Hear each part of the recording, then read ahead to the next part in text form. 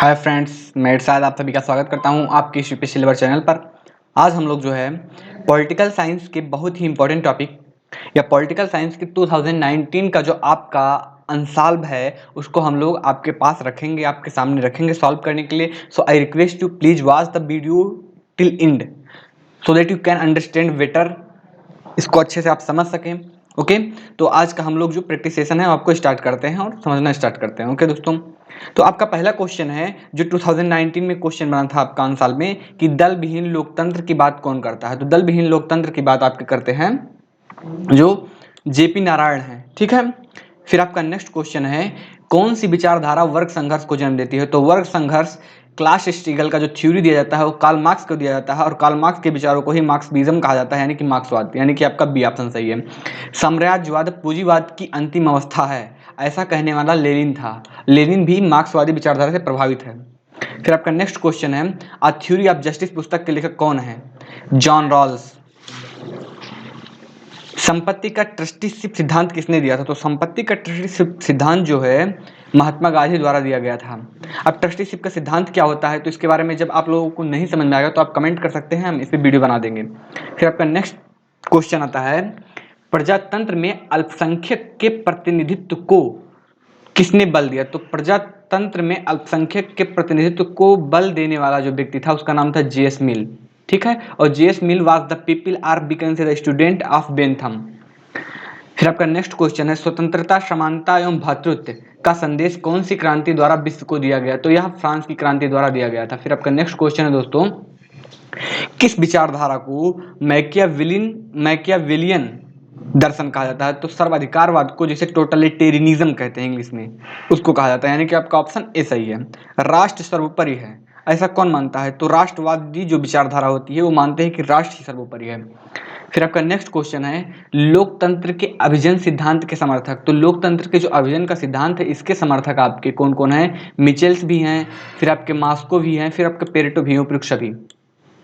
फिर आपका next question है नागरिकों की समस्त गतिविधियों पर किसका नियंत्रण होता है। तो नागरिकों के समस्त गतिविधियों पर नियंत्रण हो ऐसी बात जो करता है सर्वाधिकारवादी कहते हैं। सर्वाधिकारवादी जो शासक होता है वो चाहता है कि नागरिक जो भी कार्य कर रहे हैं उस पर हम कंट्रोल करें। फिर आपका नेक्स्ट क्वेश्चन आता है इनमें से किसका सामाजिक न्याय से सरोकार नहीं है। तो निर्णय प्रक्रिया में भागीदारी, ये कई लोग गलत लगाए हैं, तो इसको लॉजिक समझिए कैसे। क्योंकि निर्णय में भाग लेना या डिसीजन मेकिंग में भाग लेना ये आपका पॉलिटिकल इक्वालिटी होगा या पॉलिटिकल जस्टिस होगा, ना कि सोशल जस्टिस। ओके, फिर आपका नेक्स्ट क्वेश्चन आता है पूंजीवाद वर्ग का आर्थिक दर्शन है। पूंजीवाद वर्ग का आर्थिक दर्शन आपका नकारात्मक उदारवाद है। फिर आपका नेक्स्ट क्वेश्चन है आर्थिक क्षेत्र में व्यक्तिवाद का सबसे बड़ा समर्थक है। तो आर्थिक क्षेत्र में व्यक्तिवाद का सबसे बड़ा समर्थक आपका एडम स्मिथ है। फिर आपका नेक्स्ट क्वेश्चन है कल्याणकारी राज्य मूलतः संश्लेषण है। तो कल्याणकारी राज्य जो मूलतः संश्लेषण है आपके उदारवाद और समाजवाद का। फिर आपका नेक्स्ट क्वेश्चन है दोस्तों राजनीतिक आधुनिकीकरण के लक्षण हैं। तो राजनीतिक आधुनिकीकरण के ये तीनों लक्षण हैं आपके, यानी कि उपयुक्त सभी। फिर आपका नेक्स्ट क्वेश्चन है राज्य एक सकारात्मक अच्छाई है। तो राज्य एक सकारात्मक अच्छाई है ऐसा सोशलिस्ट मानते हैं, यानी कि समाजवादी, यानी कि आपका ऑप्शन बी सही है। फिर आपका नेक्स्ट क्वेश्चन आता है राज्य एक नैतिक संस्था, ऐसा हीगल मानता है। ओके, और ये कई बार यूपीएससी में ऐसी टाइप के कोटेशन दिए जाते हैं और कहते हैं कि इस पे कमेंट करो, प्रूव करो। लोक कल्याणकारी राज्य क्या कहा जाता है। तो लोक कल्याणकारी राज्य जो है व्यक्तिवाद और समाजवाद के जो मध्य स्थित राज्य की संकल्पना होती है उसी को हम लोग क्या कहते हैं, लोक कल्याणकारी राज्य कहते हैं। शक्ति और पराधिकार, शक्ति और पराधिकार मतलब हम कह सकते हैं शक्ति और सत्ता में विभेद करता है। शक्ति और सत्ता में कोई चीज विभेद करने वाला होता है तो होता है लेजिटिमेसी, यानी कि वैधता। वह दार्शनिक जिसने क्लासिक उदारवाद को आधुनिक युग में एक प्रकार के कल्याणवाद में बदल दिया। तो वह दार्शनिक जिसने क्लासिक उदारवाद को आधुनिक युग में एक प्रकार के कल्याणवाद में बदलने का बात करता है वह था आपका जॉन रॉल्स। और जॉन रॉल्स ने अपने एक book a theory of justice में इस बात को प्रूव करता है। फिर आपका नेक्स्ट क्वेश्चन आता है 22 निजी संपत्ति सामाजिक न्याय की मांग है, ऐसा कौन कहता। तो ऐसा उदारवादी मानते हैं। उदारवादी मानते हैं कि हर व्यक्ति के पास पर्सनल प्रॉपर्टी होनी जरूरी है, प्राइवेट प्रॉपर्टी रख सकते हैं लोग। और कार्ल मार्क्स का अंतिम लक्ष्य है। तो कार्ल मार्क्स का अंतिम लक्ष्य यह है कि एक ऐसा समाज स्थापित किया जाए जो वर्ग विहीन हो, यानी कि आपका ऑप्शन बी सही है। फिर आपका नेक्स्ट क्वेश्चन आता है लोवायथन किसकी पुस्तक है। तो लोवायथन आपके हाब्स की पुस्तक है। गांधी दर्शन में समाजवाद का विकल्प है, तो गांधी दर्शन में समाजवाद का विकल्प आपका न्यायधारिता है। फिर आपका नेक्स्ट क्वेश्चन है सर्वाधिकारवादी अधिनायक तंत्र का उदाहरण है, तो सर्वाधिकारवादी अधिनायक तंत्र के उदाहरण की बात करें तो उसमें आपका फांसीवाद भी है, साम्यवाद भी है आपका, और नाजीवाद भी, यानी कि उपयुक्त सभी। फिर आपका नेक्स्ट क्वेश्चन आता है सर्वहारा वर्ग की तानाशाही का विचार किससे संबंधित है, तो सर्वहारा वर्ग की तानाशाही का विचार जो देने वाला था वो कार्ल मार्क्स था। फिर आपका नेक्स्ट क्वेश्चन आता है अधिनायक तंत्र का लक्षण है, तो अधिनायक तंत्र का लक्षण है निरंकुश प्रभुसत्ता। फिर आपका नेक्स्ट क्वेश्चन है दोस्तों अराजकतावाद का लक्षण है, तो अराजकतावाद का लक्षण है कि अराजकतावादी कहते हैं वो राज्य का विरोध करते हैं, फिर पूंजी का भी विरोध करते हैं और निजी संपत्ति का, यानी कि ये उपयुक्त सभी। आपका ऑप्शन डी सही है। करिश्मावादी सत्ता का आधार है, तो करिश्मावादी सत्ता का आधार होता है नेता की योग्यता, ठीक है, दैवीय व्यक्तित्व का करिश्माई प्रभाव और दैवीय गुण, यानी कि उपयुक्त सभी। संपत्ति चोरी है किसका कथन है, तो संपत्ति चोरी है यह कहने वाला व्यक्ति है आपका प्रोधो। कौन है? प्रोधो। फिर आपका ऑप्शन नेक्स्ट आता है क्वेश्चन व्यक्तिगत संपत्ति का समर्थन किस विचारधारा ने किया, तो व्यक्तिगत संपत्ति का समर्थन जो करता है वह आपका पूंजीवाद करता है और आपका उदारवाद भी करता है, लेकिन अगर जो हम कंपैरिजन में आएंगे तो आप पाएंगे कि पूंजीवाद इस क्वेश्चन के आंसर के काफी नजदीक है। फिर आपका क्वेश्चन है अपने शरीर तथा मस्तिष्क पर व्यक्ति ही प्रभुत्व शक्ति असीम होती है, मतलब अपने शरीर पर जो माइंड है व्यक्ति का फुल कंट्रोल होता है, ऐसा कहने वाला आपका जेएस मिल है। वेल्थ ऑफ नेशन के लेखक, तो वेल्थ ऑफ नेशन के लेखक आपके हैं एडम स्मिथ। ये बुक आपकी 1971 में लिखी गई थी। धर्मनिरपेक्षता का तात्पर्य है राज्य का अपना कोई धर्म ना होना। द सिविक कल्चर अध्ययन किस विद्वान ने किया था, तो द सिविक कल्चर अध्ययन जो है आमंड और बर्बा ने किया था। सत्ता के नौकरशाही सिद्धांत के समर्थक हैं, सत्ता के नौकरशाही सिद्धांत के समर्थक दोस्त आपके मैक्स वेबर हैं। फिर आपका नेक्स्ट क्वेश्चन है इनमें से कौन व्यक्तिवादी विचारक है, तो half is a individualist thinker. फिर आपका नेक्स्ट क्वेश्चन है राज्य एक अनावश्यक बुराई है, तो राज्य एक अनावश्यक बुराई है ऐसा मानते हैं अराजकतावादी, जबकि आपका यहीं पर बात किया जाए तो जो व्यक्तिवादी है वो मानते हैं कि राज्य एक आवश्यक बुराई है। फिर आपका नेक्स्ट क्वेश्चन है व्यक्ति साधन है और राज्य साध्य है, व्यक्ति साधन है और राज्य साध्य ऐसा समाजवादी मानते हैं। समाजवादी क्या करते हैं कि व्यक्ति पे ज्यादा जोर देकर ना समाज पे ज्यादा जोर देते हैं वो लोग। फिर आपका नेक्स्ट क्वेश्चन है राज्य एक आवश्यक बुराई है, तो राज्य एक आवश्यक बुराई है ऐसा मानते हैं आपके व्यक्तिवादी। फिर आपका नेक्स्ट क्वेश्चन है धर्मनिरपेक्ष राज्य वह है जो धर्म और राजनीति को पृथक करता है, आपका ऑप्शन बी सही है। फिर आपका नेक्स्ट क्वेश्चन है दोस्तों व्यक्तिवाद इस नाम से भी जाना जाता है, तो व्यक्तिवाद का एक अन्य नाम है जिसे जानता है उसका नाम है लेजेस फेयर। फिर आपका नेक्स्ट क्वेश्चन है सामाजिक न्याय का प्रश्न जुड़ा है सामाजिक समानता से। उपभोक्ता का लोकतंत्र किसे कहा जाता है, उपभोक्ता का लोकतंत्र जो है पूंजीवाद को कहा जाता है। फिर आपका नेक्स्ट क्वेश्चन है उदारवाद का अर्थ है व्यक्ति की स्वतंत्रता।